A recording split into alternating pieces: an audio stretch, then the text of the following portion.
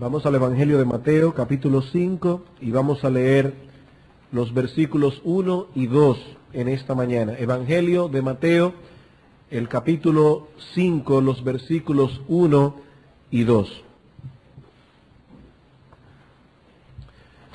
Viendo la multitud, subió al monte, y sentándose vinieron a él sus discípulos, y abriendo su boca les enseñaba.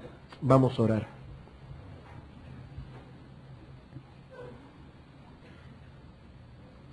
Nos unimos, oh Señor, al clamor del autor de este himno, y te suplicamos en esta mañana que tú tomes nuestra mente, nuestro corazón, nuestra voluntad, que tú abras nuestro entendimiento para que podamos atesorar tu palabra.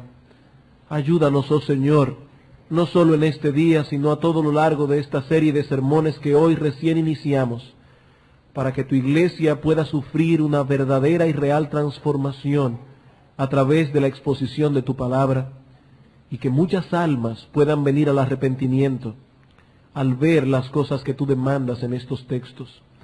Bendícenos, oh Señor, en esta hora. Te lo pedimos en el nombre de nuestro Señor Jesucristo. Amén.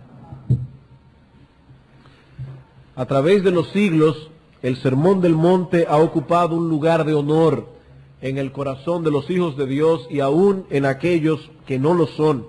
Aún entre personas no religiosas, las palabras contenidas en este pasaje de la palabra de Dios ejerce una fascinación especial. No es extraño escuchar a algún orador citar ciertas porciones del Sermón del Monte, claro está, un poco a conveniencia, ya sea en el contexto de un discurso político o de cualquier otro tipo.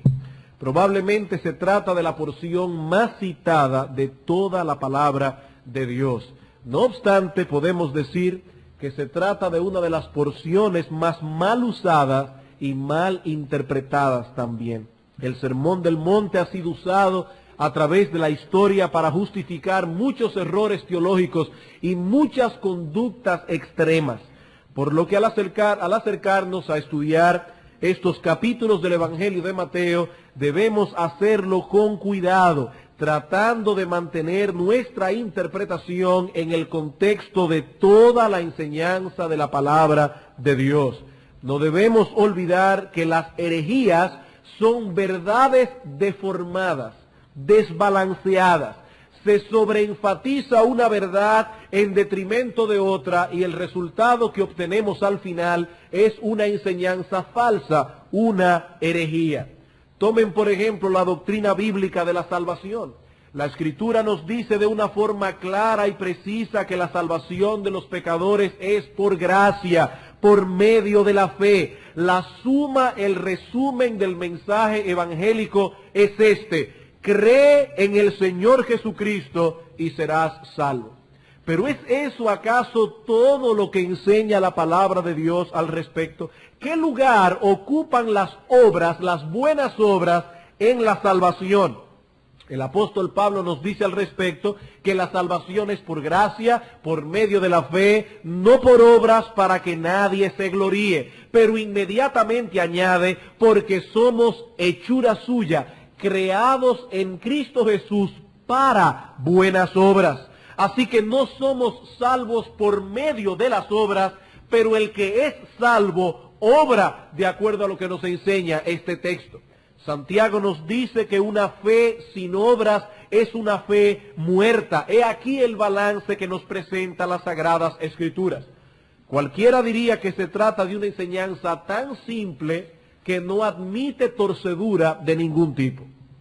Sin embargo, ¿qué vemos en la práctica? Vemos en la práctica como muchos se han ido a los extremos en esta doctrina.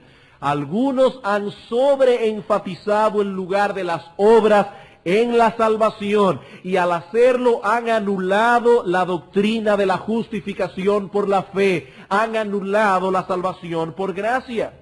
Pero otros han sobreenfatizado el lugar de la fe en detrimento de las obras y por consiguiente han perdido de vista que aquellos a quienes Dios justifica también los santifica. Ambos grupos han deformado la verdad y al final de cuentas lo que enseñan no es otra cosa que una herejía. ¿Cómo podemos nosotros guardarnos de cometer ese error? Estudiando los detalles a la luz del todo. En otras palabras, yendo de lo general a lo particular. El Sermón del Monte no es lo único que Cristo enseñó. Y si queremos interpretar correctamente esta porción de la palabra de Dios, debemos tener el cuidado de no apartarnos ni a derecha ni a izquierda de la enseñanza global contenida en las Sagradas Escrituras. Es probable que al momento de anunciar aquí en este púlpito que se iba a predicar el Sermón del Monte, algunos estaban ya esperando que llegáramos a ciertos detalles del sermón, a ciertas porciones que le causan más perplejidad. ¿Qué quiso decir el Señor cuando declaró: al que te pida dale, y al que quiera tomar de ti prestado no se lo rehuses? ¿Quiere decir esto que cualquier persona que nos pida cualquier cosa prestada debemos dársela? O quizás usted tiene una inquietud con otro lugar, con otro aspecto del Sermón del Monte. Cuando veamos esos detalles, así como otros detalles del sermón a la luz del todo, notaremos que su interpretación cae por su propio peso, vendrá en una forma natural. Pero no debemos ir directamente a los detalles, debemos ir de lo general a lo particular. Por ello, lo primero que vamos a hacer en esta serie de sermones en esta mañana es detenernos a considerar algunos aspectos generales del sermón que nos ayudarán a considerar luego cada una de sus partes. Hoy estaremos viendo una introducción general a esta porción de las Sagradas Escrituras. Y el primer aspecto que deseamos tocar en esta mañana es el trasfondo del sermón. El trasfondo del sermón. Si queremos interpretar correctamente estas palabras, debemos situarlas en un marco de referencia correcto desde un punto de vista bíblico, político y religioso. ¿Cuál es el trasfondo de este sermón bíblicamente, políticamente y religiosamente? Comencemos por el aspecto bíblico. El Sermón del Monte se encuentra situado en el Evangelio de Mateo, que es el primer libro del Nuevo Testamento, y por lo tanto el que dio por concluido el largo silencio que siguió al ministerio de Malaquías, el último profeta del Antiguo Testamento. Luego que Malaquías escribió este libro, Dios estuvo callado durante 400 años. Dios no envió profetas a su pueblo. El pueblo de Dios no tuvo revelación divina durante todo ese periodo. Así que ese pueblo, el remanente fiel, no tuvo más opción que esperar en silencio hasta que Dios irrumpiese de nuevo, cumpliendo todas aquellas promesas gloriosas de los profetas antiguos. Dios había prometido enviar un Mesías que habría de cambiar el lamento de su pueblo en gozo. Y ese remanente, el remanente fiel, Simeón, Ana y todas esas personas aguardaban esperanzados el cumplimiento de esa promesa. El propósito primordial del Evangelio de Mateo es anunciar a ese remanente que Dios había cumplido en Cristo todo aquello que había prometido y que por tanto tiempo ellos habían aguardado. Cristo es ese hijo de Abraham, ese hijo de David. Eso es lo que Mateo intenta demostrar. Por esta razón encontramos en ese evangelio más citas del Antiguo Testamento que en los otros tres evangelios juntos. El evangelio de Mateo es el vínculo necesario entre el Antiguo Testamento y el Nuevo. Y es precisamente en ese evangelio donde encontramos este sermón, el más extenso que se registra del Señor Jesucristo en las Escrituras. Este sermón contiene el programa de gobierno del Mesías, por decirlo así.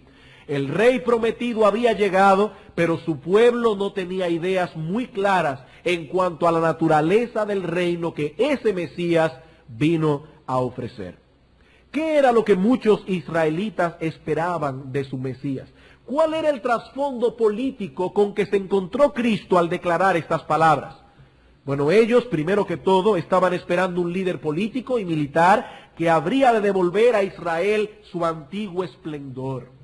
Israel debía alcanzar bajo el gobierno del Mesías glorias aún mayores que las que disfrutó en tiempos de David, en tiempos de Salomón. Ningún pueblo o nación, ni siquiera Roma, sería más próspero y poderoso. Israel pasaría a ser, bajo el gobierno y la tutela del Mesías, el máximo poderío mundial, la máxima potencia, y no por cierto periodo de tiempo, sino por siempre jamás. Es en ese contexto político que Cristo hace su entrada en la escena de Palestina. Y debemos suponer que sus palabras en aquel día causaron una fuerte impresión en unos y una gran desilusión en otros. Los ideales y principios contenidos en el Sermón del Monte son totalmente contrarios a los ideales que albergaban muchos de estos judíos en su corazón. El programa de gobierno de este Mesías era predominantemente espiritual e interno antes que político o social. Nada se nos dice aquí de reformas sociales o de cambios radicales en el sistema económico. Cristo está primordialmente preocupado por lo que los hombres son, no por el sistema en que los hombres viven. En este reino se exaltan a aquellos que el mundo ignora y viceversa. Aquí son bienaventurados los pobres en espíritu, los mansos, los pacificadores, los que lloran, etc. Unas horas antes de su muerte en la cruz, Pilato preguntó a Cristo: ¿eres tú el rey de los judíos? Y la respuesta del Señor resume la enseñanza del Sermón del Monte. Mi reino no es de este mundo. Si mi reino fuese de este mundo, mis servidores pelearían para que yo no fuese entregado a los judíos, pero mi reino no es de aquí. El reino de Cristo está en total contraposición a la visión que el mundo tiene de las cosas. Lo que el mundo exalta, Cristo lo menosprecia. Lo que Cristo alaba, el mundo lo minimiza. Aquí se cumple aquello de que lo que los hombres tienen por sublime, Dios lo tiene por abominación. Los ciudadanos del reino de Cristo no podemos ser aceptados por el mundo porque nosotros representamos lo que el mundo rechaza, mientras que nosotros rechazamos aquellas cosas por las que el mundo suspira, aquellas cosas por las que el mundo se afana. Y en cuanto al panorama religioso que sirve de trasfondo a este sermón, el asunto no era menos confuso. Jesús ministró en medio de una sociedad muy compleja en lo que a religiosidad se refiere. En el escenario religioso de Palestina había 4 grupos disputándose la hegemonía religiosa. Por un lado estaban los fariseos, por el otro los saduceos, más allá estaban los esenios y más atrás los celotes. Para los fariseos la piedad consistía en la observancia de las tradiciones antiguas y en cumplir hasta los más mínimos detalles requeridos por los rabinos en su muchas veces ridícula interpretación de la ley de Moisés. Para los saduceos, por el contrario, estas cosas no tenían la menor importancia. Los saduceos eran liberales en el mejor sentido de ese término. Rechazaban la tradición de los ancianos, pero también rechazaban muchas de las enseñanzas contenidas en el Antiguo Testamento. Los saduceos no creían en la resurrección, los saduceos no creían en milagros, no creían en los ángeles, ni tampoco en una vida futura. La filosofía de estos hombres consistía en vivir en el presente sin preocuparse mucho por el futuro. Por el otro lado, los esenios pensaban que la verdadera piedad significaba una separación literal de la sociedad. Estos hombres promulgaban el ascetismo y el aislamiento. Y finalmente estaban los celotes, unos fanáticos nacionalistas para quienes la religión no era otra cosa que un activismo político radical. Para ellos no había otra manera de servir al Dios de Israel que tomar las armas y levantarse en revolución contra el Imperio Romano. Qué interesante el panorama religioso. Como alguien ha dicho, Los fariseos decían, vamos hacia atrás. Los saduceos decían, no, vamos hacia adelante. Los esenios decían, vámonos hacia afuera. Y los celotes, vámonos en contra. He aquí, en pocas palabras, la esencia de lo que estos grupos religiosos enseñaban. Los fariseos eran tradicionalistas, los saduceos modernistas, los esenios separatistas y los celotes activistas. ¿En cuál de todos estos grupos podemos situar a Jesucristo? En ninguno de ellos. Cuando leemos el Sermón del Monte vemos que Cristo tenía mucho que decir a cada uno de estos grupos.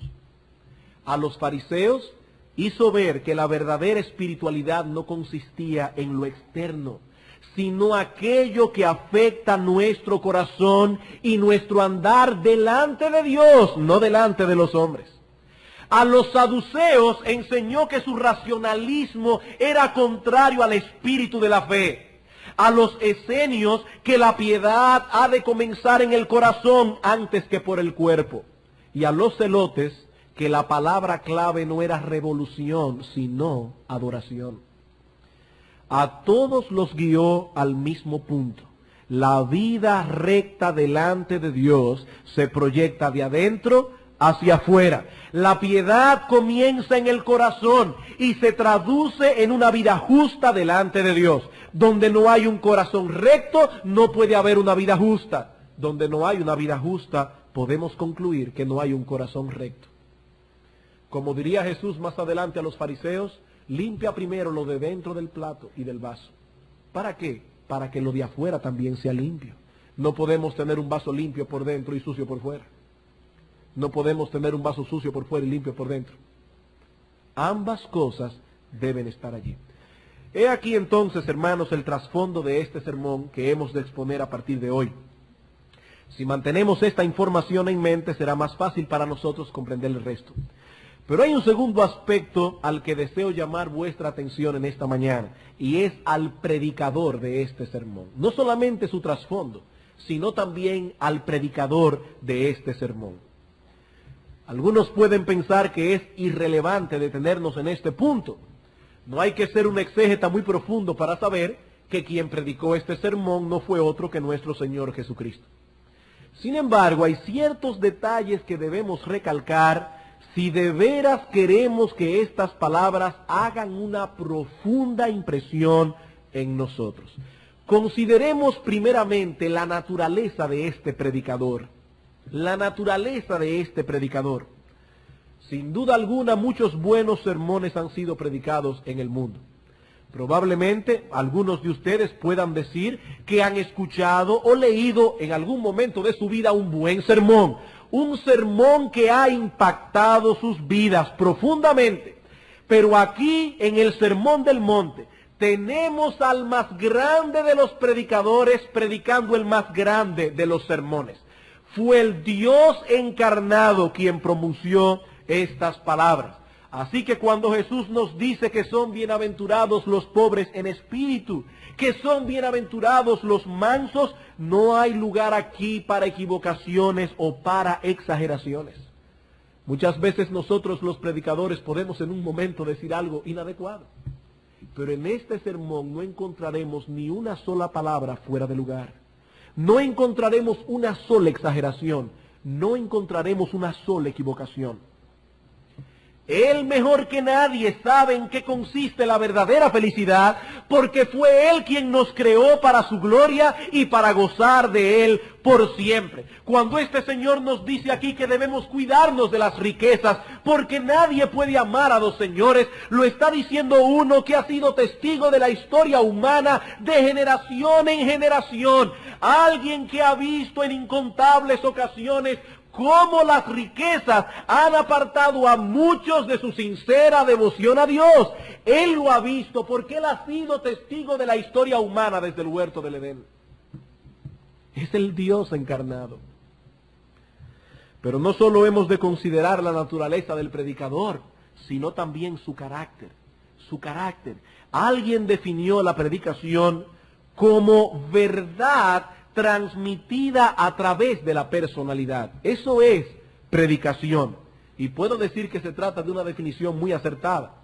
Cuando vamos a la iglesia, no vamos simplemente a escuchar un sermón, vamos a escuchar a un hombre predicar. Vamos a escuchar a un hombre predicar. Y si el carácter de ese hombre no nos convence, tampoco nos convencerá su predicación. Y es aquí precisamente donde radica el poder de este sermón que conocemos como el Sermón del Monte. No somos impactados únicamente por las palabras del predicador, sino también por el predicador de las palabras. ¿Deseas interpretar correctamente este mensaje? Estudia la vida de Cristo, porque Él ejemplificó como nadie cada una de las cosas contenidas en este sermón. De hecho, su vida entera fue un sermón, de principio a fin. Ni aun sus enemigos pudieron abrir su boca cuando Él les preguntó, ¿alguno de vosotros me redarguye de pecado? Ni sus enemigos pudieron abrir la boca. ¿Quién de ustedes puede señalarme una falta?, decía Cristo. Este sermón es poderoso porque fue Cristo quien lo predicó. Cada palabra que salió de su boca en ese día llevaba el sello de su deidad y el sello de una vida perfecta. Mateo capítulo 7, versículo 28. Noten cuál fue el resultado de sus palabras. Y cuando terminó Jesús estas palabras, la gente se admiraba de su doctrina porque les enseñaba como quien tiene autoridad y no como los escribas. Hemos visto entonces el trasfondo del sermón, así como la naturaleza y el carácter del predicador. Veamos ahora su estilo. Hay un detalle en nuestro texto en Mateo 5 que no debemos pasar por alto. Mateo nos dice que Jesús subió al monte y sentándose vinieron a él sus discípulos. Sentándose. Esta era la costumbre de los maestros en Israel. El sentarse para enseñar era una indicación de que lo que se diría a continuación vendría con el peso de la autoridad del que enseñaba. Si un maestro en Israel hablaba mientras estaba parado o caminando por la calle, lo que él decía en ese momento se consideraba informal, no oficial. Pero si estaba sentado, al hacerlo su enseñanza entonces tenía otro matiz. Por ejemplo, en Mateo capítulo 23, versículo 2, el Señor nos dice, hablando de los maestros en Israel, en la cátedra de Moisés se sientan los escribas y fariseos. La palabra cátedra significa literalmente en griego asiento. El asiento desde el cual los rabinos de Israel hacían uso de la autoridad que poseían como maestros oficialmente constituidos. El Señor acostumbraba enseñar en esa posición. Más adelante Él les diría a los fariseos que lo estaban juzgando en Mateo 26, 55, cada día me sentaba con vosotros enseñando en el templo y no me prendisteis. Me sentaba a enseñar. Aún en el día de hoy se nos dice que el Papa habló ex cátedra, desde su silla de autoridad, cuando hace algún pronunciamiento oficial como jefe de la Iglesia Católica. Para los fieles católicos romanos, no poseen el mismo peso las palabras que el Papa habla, por ejemplo, cuando camina por los jardines del Vaticano, que cuando él habla ex cátedra, de acuerdo a la doctrina constituida en el Concilio de Trento en el año 1530 y tanto, cuando el Concilio Vaticano I, en el 1800 y tanto, cuando el Papa habla ex cátedra es infalible. Infalible, no puede equivocarse y sus palabras tienen un peso de obligación moral sobre cada uno de los componentes de la Iglesia Católica Romana. No voy a tomar el tiempo aquí para rebatir esa presunción, pero estamos usando el ejemplo para entender lo que significa hablar desde una cátedra, hablar desde un asiento. Así que lo que Mateo desea recalcar aquí es que este sermón pronunciado por Cristo aquel día en uno de los montes de Israel llevaba el sello de su autoridad mesiánica. Era un pronunciamiento oficial del Mesías que había venido a instaurar su reino. Y no pensamos que se trate de una mera casualidad el hecho de que haya sido pronunciado en un monte. ¿Cuál fue ese monte? No lo sabemos con certeza, pero desde que Cristo pronunció este sermón en ese monte, ese monte dejó de ser un monte y ahora es el monte.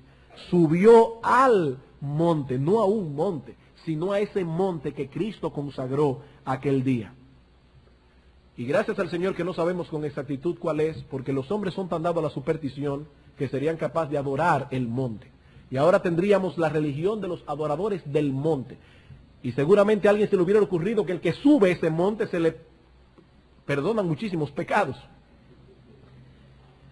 Pero ¿por qué Cristo enseñó en un monte y no en otro lugar?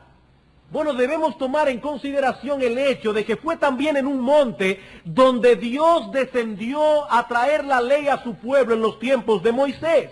Y fue ahora en un monte el lugar que Cristo escogió para predicar un sermón que precisamente incluye como uno de sus puntos principales una correcta interpretación de aquella ley que fue entregada en el Sinaí. Dios descendió en el Sinaí, Cristo subió al monte. Dios mismo dio la ley, Cristo, el Dios encarnado, dio su interpretación. Más tarde habría otro monte, el monte Calvario, en el que Cristo sería crucificado, cargando sobre sí la maldición de la ley, donde la redención de su pueblo sería efectuada para que entonces podamos vivir a la luz de lo que él predicó en este sermón. El sermón del monte. Hemos visto entonces, en primer lugar, el trasfondo del sermón, en segundo lugar, su predicador, en tercer lugar, su estilo, y ahora veremos, en último lugar, otro aspecto de suma importancia, sus destinatarios. Sus destinatarios. ¿A quiénes fueron dirigidas estas palabras y a quiénes se aplican hoy día? Este es probablemente el aspecto más conflictivo del sermón. Algunos, por ejemplo, piensan que estas palabras fueron dirigidas a los perdidos para mostrarles cuál es el camino de la salvación. De acuerdo con esta declaración, el Sermón del Monte enseña un camino de salvación por obras y no por gracia. Baste con citar Efesios capítulo 2, versículos 8 y 9 para evidenciar el error de esta posición. Porque por gracia sois salvos por medio de la fe, y esto no de vosotros, porque es un regalo de Dios, y no es por obras para que nadie se gloríe. Así que el Sermón del Monte no nos enseña cuál es la manera en que podemos salvarnos. Esa no fue la intención de Cristo al pronunciar estas palabras. Otros nos dicen que el mensaje contenido en este sermón solo tiene una aplicación secundaria para los cristianos al día de hoy. Esta es la enseñanza de los dispensacionalistas. El doctor Charles Riley, y siempre aclaro que no es el mismo Carlos Riley del siglo pasado, sino Charles Riley de ahora, uno de los máximos exponentes modernos de esta doctrina, nos dice lo siguiente, y lo cito a él para que nadie diga que estamos malinterpretando lo que ellos dicen. Vamos a ver lo que ellos mismos dicen. Se pregunta Riley, ¿qué dice el dispensacionalista sobre el Sermón del Monte? Y él mismo responde, dice dos cosas. Primero, que el sermón está primordialmente relacionado con el reino mesiánico, es decir, con el reino milenial, que estas palabras no se aplican primariamente a los cristianos al día de hoy, que este sermón es futuro para el reino milenial. Pero, dice él, en segundo lugar, como toda escritura, el sermón es aplicable a los creyentes de esta era. Lo que Riley nos está diciendo, en otras palabras, es que el Sermón del Monte posee una aplicación primaria para la era del reino milenial y una secundaria para esta era. Todos los dispensacionalistas afirman que habrá un reino de 1000 años inmediatamente después de la venida de Cristo. Este será un reino de paz en el mundo entero. Entonces, dicen ellos, se aplicarán las enseñanzas contenidas en el Sermón del Monte. Voy a aclarar que no todos los que creen en un reino futuro de 1000 años son dispensacionalistas. pero todos los dispensacionalistas creen en ese reino futuro. Entonces Wright nos dice, estas palabras se aplican primariamente a ese reino. Mientras tanto, podemos aplicar algunas cosas a la edad presente, pero recordando que lo que dice aquí es para otra época. ¿Qué podemos decir con respecto a eso? Bueno, esta enseñanza presenta tres problemas básicos. En primer lugar, no encontramos ninguna cosa en el sermón que nos haga pensar que su aplicación primaria es para una edad futura. A esa multitud que se congregó en aquel día a escuchar las palabras de Cristo, se les dijo que los pobres en espíritu eran bienaventurados porque de ellos es tiempo presente el reino de los cielos. Cristo no dijo, oh, algún día, en el futuro lejano, serán bienaventurados los pobres en espíritu, porque para ellos será el reino de los cielos. Eso no es lo que yo leo, por lo menos en mi versión bíblica. Allí dice, bienaventurados los pobres en espíritu, porque de ellos es aquí y ahora el reino de los cielos. En segundo lugar, esta teoría entra en contradicción consigo misma. Los dispensacionalistas creen en un reino de 1000 años, donde los cristianos reinarán con Cristo y disfrutarán de una paz desconocida hasta entonces. Yo me pregunto, si el sermón del monte es para ese tiempo milenial, ¿qué quiso decir el Señor cuando dijo que eran bienaventurados los que padecían persecución por causa de la justicia? Se supone que en el milenio nadie va a ser perseguido por ser piadoso. Pero el texto dice, versículo 10 de Mateo 5, bienaventurados los que padecen persecución por causa de la justicia, porque de ellos es el reino de los cielos. Bienaventurados sois cuando por mi causa os vituperen y os persigan y digan toda clase de mal contra vosotros mintiendo. Gozaos y alegraos, porque vuestro galardón es grande en los cielos, porque así persiguieron a los profetas que fueron antes que vosotros. ¿Saben una cosa? En mi biblioteca tengo muchos libros dispensacionalistas y de los mejores autores. Y hasta el día de hoy, puede ser que lo haya porque yo no lo he leído todo, pero hasta el día de hoy yo no he encontrado una sola explicación de ese texto de parte de un dispensacionalista. Ninguno que yo sepa hasta ahora ha lidiado con este problema. ¿Qué quiso decir el Señor cuando habló de persecución si este sermón es para el milenio? Y en tercer lugar, y quizás el argumento más contundente de todos, es el hecho de que las enseñanzas del Sermón del Monte no son exclusivas de ese sermón. Se repiten vez tras vez en todo el Nuevo Testamento. En todo el Nuevo Testamento.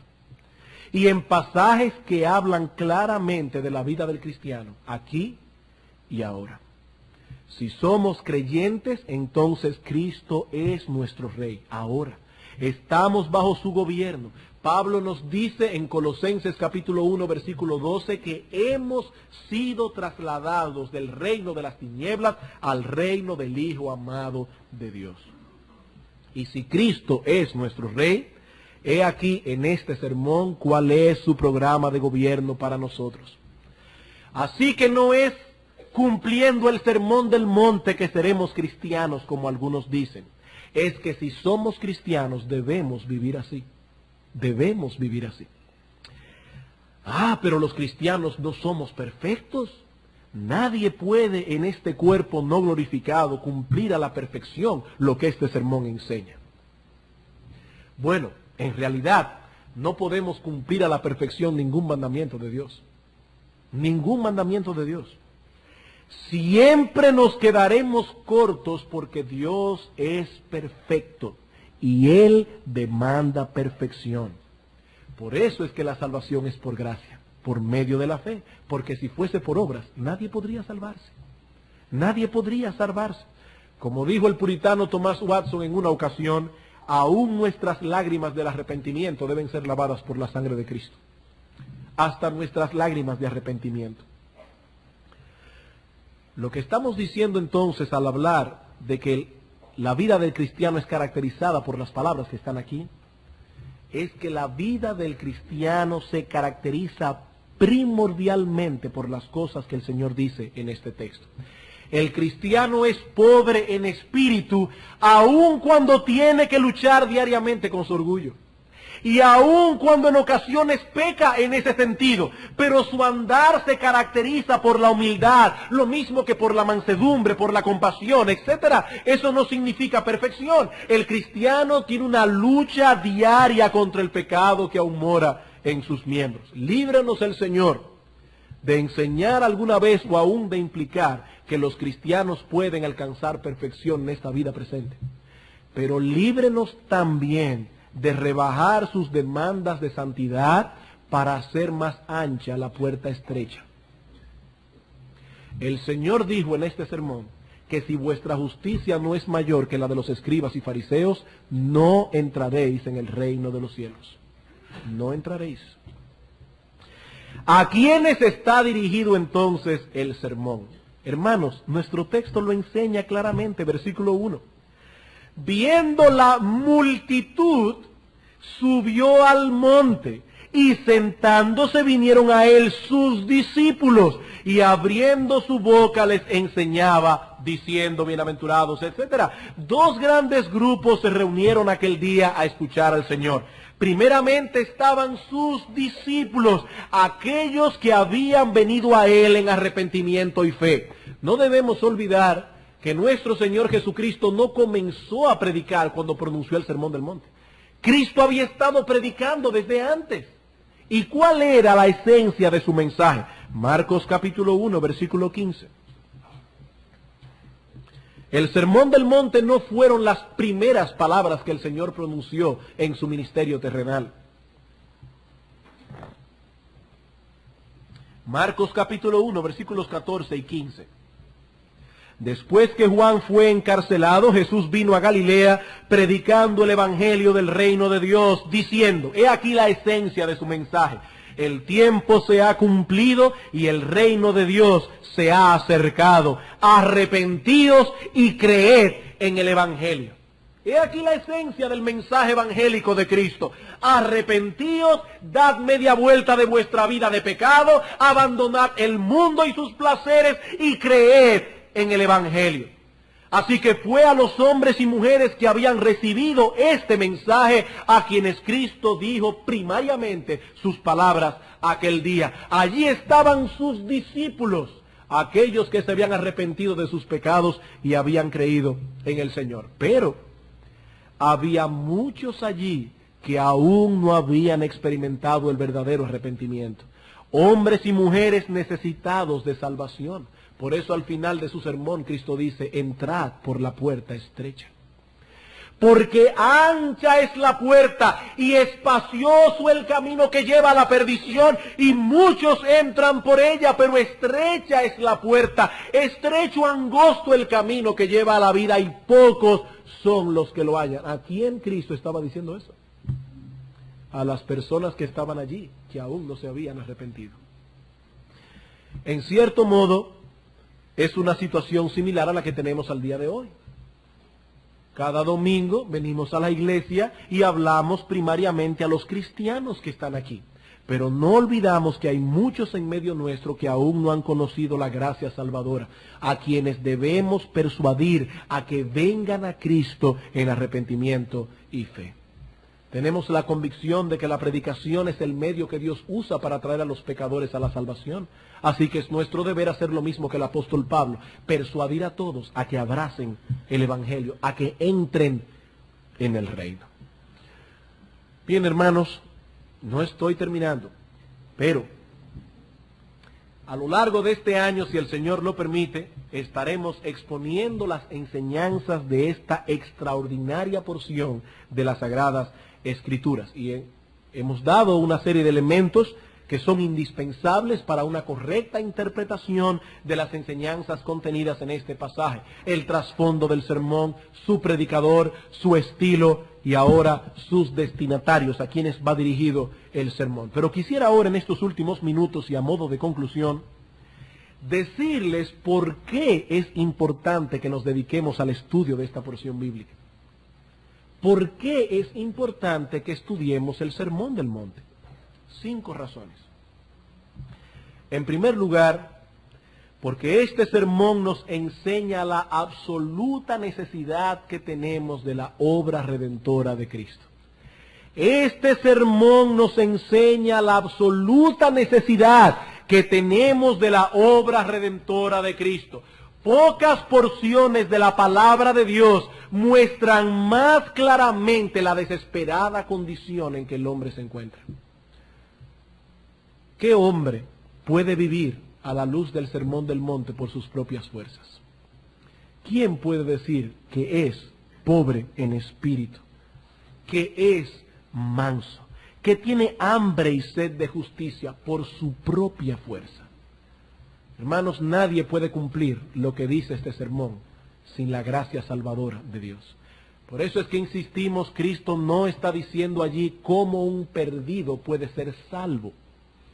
Cristo está hablando a los salvos cómo se supone que deben vivir ahora que son salvos. Hay personas que dicen, oh sí, yo me voy a salvar, yo estoy viviendo de acuerdo a la regla de oro. Hermanos, ¿y quién puede cumplir a la perfección esa regla? Cristo dice, haz a los demás lo mismo que tú quieres que te hagan a ti. ¿Quién puede decir que vive a la perfección el contenido de esas palabras? Y si lo hace, si alguien aquí levanta la mano y dice, yo los remitiré a Éxodo 20, a un texto que dice, no mentirás. No mentirás. Eso no es verdad, eso no es verdad. Nadie puede cumplir a la perfección las palabras contenidas en este sermón. Por lo tanto, Cristo nos está enseñando allí que necesitamos de su obra salvadora, que necesitamos que su sangre nos limpie de pecado porque somos pecadores, porque estamos en falta delante de Dios, porque como dice Romanos 3:23, nos hemos quedado cortos de alcanzar la gloria de Dios. Y eso no significa que nos hemos quedado cortos de alcanzar el cielo. Lo que está diciendo Pablo en Romanos 3:23 es que nos hemos quedado cortos de vivir una vida que pueda glorificar a la perfección a Dios. Nos hemos quedado cortos de alcanzar el glorificar a Dios con nuestra vida. Por eso necesitamos ser salvados. En segundo lugar, este sermón nos ayudará a evaluar la genuinidad de nuestra fe. Este sermón nos ayudará a evaluar la genuinidad de nuestra fe. ¿Qué nos está diciendo Cristo en este texto? Que de los pobres en espíritu es el reino de los cielos. De hombres y mujeres que se han humillado delante de Dios, reconociendo su pecado delante de Él. De hombres y mujeres que saben que no merecen otra cosa que el infierno.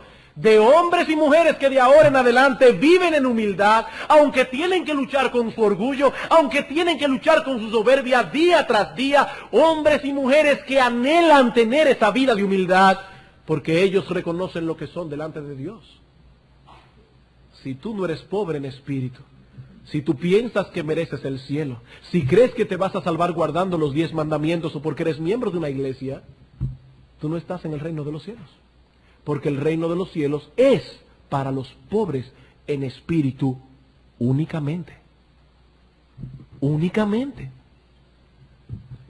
Si tú no sabes, amigo, lo que es luchar con tus corrupciones internas por vivir a la altura de lo que Cristo está diciendo allí, tú no eres creyente.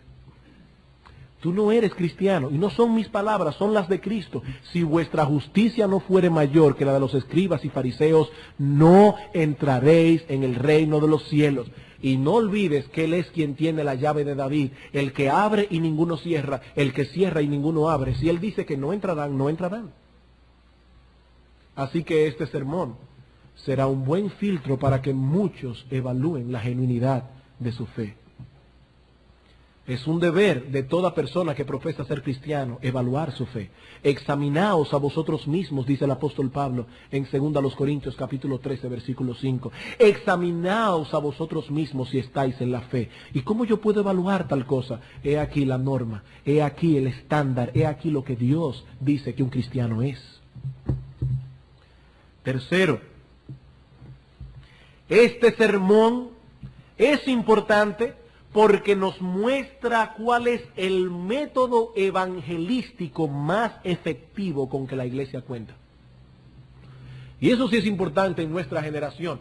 Hoy día las iglesias están sumamente preocupadas por el evangelismo. Todo el tiempo están haciendo campañas evangelísticas, inclusive usando técnicas que son bien extrañas. Estuve leyendo en uno de los libros del pastor John MacArthur algo que le sucedió a él hace unos años atrás. Fue a una conferencia de evangelismo y escuchó a un pastor hablar de cuál era su método evangelístico. Él iba al barrio, por ejemplo, decía, vamos a evangelizar Arroyo Hondo, de tal calle a tal calle. Entonces el pastor iba a una de esas casas de los inconversos y escondía una pelota de fútbol pedía a la persona, a la familia, que le escondiera esa pelota allí y le decía, es probable que un miembro de nuestra iglesia venga a predicarles la palabra. El que venga se ganó la pelota de fútbol. Entonces el pastor se para en el púlpito y dice, hermanos, hemos escondido en la localidad una pelota de fútbol, el hermano que vaya a predicar, esa pelota es suya. Miren qué método más efectivo. Hermanos, eso es abominación delante de Dios. Eso es abominación delante de Dios. La iglesia está sumamente preocupada por el evangelismo y todo el tiempo campañas de avivamiento, sin dejar la coletilla de traigan los enfermos. Hermanos, ¿qué dice Cristo en el Sermón del Monte? Cristo dice, sean pobres en espíritu, sean mansos, lloren su condición, sean pacificadores, tengan hambre y sed de justicia, y entonces seréis la luz del mundo. Entonces seréis la sal de la tierra, causaréis inquietud en aquellas personas que los rodean, porque verán que vosotros sois distintos. Y es allí precisamente donde radica la eficacia de la iglesia de Cristo, en que somos diferentes. Hermanos, ¿quieren impactar a la comunidad donde vivimos? Vivan a la altura del Sermón del Monte. Y yo les aseguro que si ahora tenemos unas 300 o 400 personas allá afuera, vamos a tener que buscar otro solar para construir otro lugar, porque no cabrán las personas que querrán venir por lo menos a oír. No podemos decir que necesariamente se arrepentirán porque eso es una obra de Dios. Pero hermanos, serán inquietados. Nadie puede, ni el diablo, con una iglesia cuyos miembros están viviendo como se supone que deben vivir. Ese es nuestro método evangelístico por excelencia. ¿Qué nos dice el apóstol Pedro? Estad siempre preparados para presentar defensa con mansedumbre y reverencia ante todo el que os demande razón de la esperanza que hay en vosotros. Pero yo me pregunto, hermano, si un impío, un pecador, un perdido, ve en una persona que profesa ser cristiana las mismas inquietudes que él tiene, el mismo amor por el mundo, las mismas ansiedades por las cosas materiales, ¿ustedes creen que esa persona le preguntará por la supuesta esperanza que tiene? El apóstol Pedro está suponiendo en ese texto que los cristianos vivimos de tal manera, con nuestros ojos puestos en las cosas de arriba, donde está Cristo sentado a la diestra de Dios, que para las personas que nos rodean es muy evidente que nuestro corazón no pertenece aquí, que nuestro reino no es de este mundo. Y cuando los inconversos ven eso, entonces preguntan, y debemos estar siempre preparados para presentar defensa. Muchos quisieran ver a sus familiares aquí convertidos a Cristo, pero tristemente son ellos mismos que los están arrastrando al infierno. Son ellos mismos que los están arrastrando al infierno, con su falta de humildad, con su falta de mansedumbre, porque son personas con una boca dura. No tienen misericordia, la ley de misericordia no está en sus labios. Son personas que se airan con facilidad, no dominan sus pasiones. No tienen un espíritu amable, gentileza, y aún así quieren que sus familiares vengan aquí a escuchar la palabra. No, hermanos, eso no es lo que Cristo está diciendo en nuestro texto. Él dice, si sois pobres en espíritu, mansos, humildes, pacificadores, seréis la luz del mundo. Seréis la sal de la tierra. Causaréis sed en las personas que les rodean. He aquí, hermanos, nuestro método evangelístico por excelencia. Cuarto, este sermón nos ayudará o nos enseñará cuál es el secreto de la verdadera felicidad. Este sermón nos enseñará cuál es el secreto de la verdadera felicidad. Decía Martin Lloyd-Jones que un cristiano deprimido es una muy mala recomendación para la fe cristiana. Un cristiano deprimido es una muy mala recomendación para la fe cristiana. Dice Nehemías capítulo 8, versículo 10, no os entristezcáis porque el gozo del Señor es vuestra fuerza. Y noten qué interesante, el sermón del monte comienza y termina prácticamente con las mismas palabras. ¿Cómo comenzó Cristo su sermón a sus discípulos? Bienaventurados, bienaventurados, bienaventurados, seréis felices, tendréis una vida plena, dichosa, no ansiosa, no quejumbrosa, seréis felices, seréis bienaventurados si vivís de esa manera. ¿Cómo terminó Cristo el sermón?